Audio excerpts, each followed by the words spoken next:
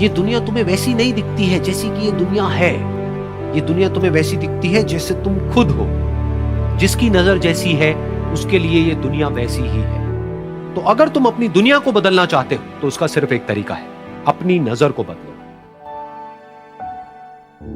एक बार की बात है, एक बहुत बड़ा नेता एक साधु के छोटे से आश्रम में गया, क्योंकि उसने बहुत सुना था उस साधु के बारे में और उसके मन में आया कि मैं एक बार जाकर के देखता हूं कि लोग इतनी तारीफ क्यों करते हैं उसकी। तो जब वो उस आश्रम में गया तो वहां पर एक छोटा सा कमरा था जहां पर एक कालीन बिछा हुआ था। वहां पर कुछ लोग बैठे हुए थे नीचे और साधु जी सामने बैठे हुए थे। कुछ सवाल जवाब चल रहा था। तो जैसे ही वो अंदर गया, वो अकेला नहीं था, उसके साथ में 4 बॉडीगार्ड्स भी थे और उसको ये आदत थी कि जहां पर भी वो जाता था लोग अपनी जगह से खड़े हो जाते थे, उसकी तरफ देखते थे, हाथ जोड़ते थे, अपना सर झुकाते थे। लेकिन यहां पर ऐसा कुछ भी नहीं हुआ। साधु ने उसकी तरफ देखा तक नहीं, क्योंकि वो साधु किसी के सवाल का जवाब दे रहे थे। लेकिन नेता को इस बात पे गुस्सा आ गया। नेता को लगा कि ये मेरी बेइज्जती है। तो उस नेता ने साधु की बात को बीच में ही काटते हुए थोड़ा गुस्से से कहा, मैं आपसे कुछ कहना चाहता हूं। साधु ने उसकी तरफ देखा और बोले, आप थोड़ी देर रुकिए, पहले मैं इनके सवाल का जवाब दे लूं, उसके बाद में मैं आपसे बात करूंगा। तब तक अगर आप चाहें तो आप बैठ सकते हैं। बस साधु का इतना कहने की देर थी। नेता का चेहरा गुस्से से लाल हो गया और फिर उसने अपना सारा गुस्सा उस साधु के ऊपर निकाल दिया। अभी तक वो नेता बहुत ही तमीज से बात कर रहा था, यानी कि आप कह करके बात कर रहा था। अब वो तू तड़ाक पे उतर आया। नेता ने उस साधु को कहा, तुझे पता भी है मैं कौन हूं और तू किससे बात कर रहा है?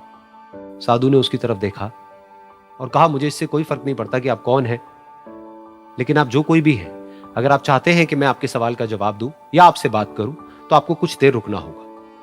और साधु के ये कहते ही नेता गुस्से से पागल हो गया और वहीं सबके सामने चीखने चिल्लाने लग गया, अब मैं तुझे तेरी असली औकात दिखाऊंगा। तूने मुझसे पंगा लेकर के ठीक नहीं किया है। तुझे पता भी है मैं तेरे बारे में क्या सोचता हूं। साधु ने फिर से उसकी तरफ देखा और बड़े ही प्रेम से कहा कि मुझे इससे कोई फर्क नहीं पड़ता है कि आप मेरे बारे में क्या सोचते हैं। आप जो चाहे वो मेरे बारे में सोच सकते हैं। फिर उस नेता ने बोला कि तू चाहे सुनना चाहता है या नहीं, लेकिन मैं तुझे बताऊंगा यही सबके सामने कि मैं तेरे बारे में क्या सोचता हूं। तू एक बहुत ही घटिया इंसान है।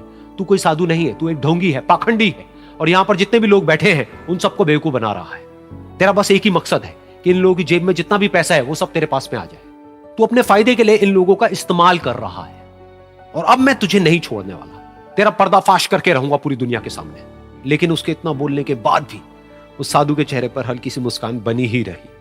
ये देखकर वो और तिल मिला गया और उसने कहा, अब बहुत हुआ, अब मैं यहां 1 मिनट भी नहीं रुकने वाला। लेकिन अभी भी तेरे पास में मौका है। अगर मुझसे माफी मांगनी है या मुझसे कुछ कहना है तो कह सकता है। इतना सब होने के बाद भी साधु बिल्कुल शांत था और उनके चेहरे पर एक मुस्कान थी।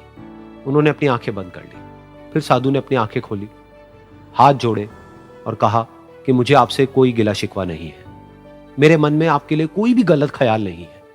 जो भी आपने मेरे बारे में कहा वो आपकी अपनी सोच थी। तो मुझे आप में कोई भी बुराई नजर नहीं आती है। मुझे आप एक बहुत ही भले इंसान लगते हैं। और साधु के इतना कहते ही नेताजी का दिमाग 7वें आसमान पर पहुंच गया। उनके चेहरे पर एक अजीब सी खुशी थी, क्योंकि उस साधु ने वो ही कहा जो बाकी सब लोग उस नेता को कहते हैं। और वो खुशी खुशी उस आश्रम से अपने घर की तरफ चला गया और जा करके अपने पिताजी के साथ में बैठ गया। उसके पिताजी की आंखें बंद थी और वो ध्यान में थे। पूरी जिंदगी उन्होंने सिर्फ लोगों की सेवा करी और बदले में कुछ भी एक्सपेक्ट नहीं किया। तो थोड़ी देर बाद जब उन्होंने अपनी आंखें खोली और देखा अपने बेटे को अपने साथ बैठे हुए, तो उनके बेटे के चेहरे पर आज एक अजीब सी खुशी थी जो आज से पहले उन्होंने कभी नहीं देखी थी। फिर उसने एक एक करके सब कुछ बताया कि आज क्या हुआ, किस तरह से वो आश्रम गया, वहां पर क्या हुआ, उसने क्या कहा, उन्होंने क्या कहा। तो जब इसके पिताजी ने पूरी बात सुनी तो थोड़ा सा मुस्कुराए और अपने बेटे को देख करके बोले कि उन्होंने तुम्हारी तारीफ नहीं करी है, क्योंकि उन्होंने वो नहीं कहा कि जो तुम हो, उन्होंने वो कहा कि जो वो खुद है। और तुमने जो भी कुछ उनको कहा वो नहीं कहा कि जो वो है, बल्कि तुमने वो कहा जो तुम खुद हो।